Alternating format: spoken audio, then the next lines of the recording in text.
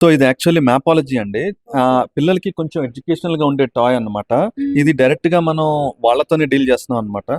So ఇందులో ఏంటంటే మావాడే ఇప్పుడు స్టేట్ క్యాపిటల్స్ ఏంటని గుర్తుండట్లేదండి. స్పెసిఫిక్ గా అరుణాచల్ ప్రదేశ్ క్యాపిటల్ ఏంటి, ఇటానగర్. నేను ఇది చూసేదాకా మనం ఏంటంటే ఆ పర్టికులర్ ఏదైతే ఉందో దాన్ని మనం చూపించుకోవడానికి ఇదిగా ఉంటుంది. సో క్యాపిటల్ అనేది చెప్తారు, బట్ ఆ పర్టికులర్ దాంట్లో వాళ్ళు దాన్ని పిన్ చేస్తారు. చేసుకుంటారు. ఇది స్పెసిఫిక్ గా గుర్తుండవండి. స్పెసిఫిక్ గా ఈ క్యాపిటల్ సిటీస్ అనేవి మనకు గుర్తుండవు. చిన్నప్పుడు నేను కూడా చదువుకున్నా గానీ మళ్ళీ గుర్తుండవండి. సో ఏంటంటే పిల్లలకి మనం చెప్పేటప్పుడు వాళ్ళకి ఈజీగా ఇలా గేమ్ లాగా నేర్చుకుంటూ ఉంటే వాళ్ళకి అదేంటి. ఇంకోటి ఏంటంటే ఐ అండ్ హ్యాండ్ కోఆర్డినేషన్ కదా, సో ఆ కోఆర్డినేషన్ లో ఎక్కువగా మనం మీరు చూసుకుంటూ చేస్తాం కాబట్టి తొందరగా క్యాచ్ చేస్తాం.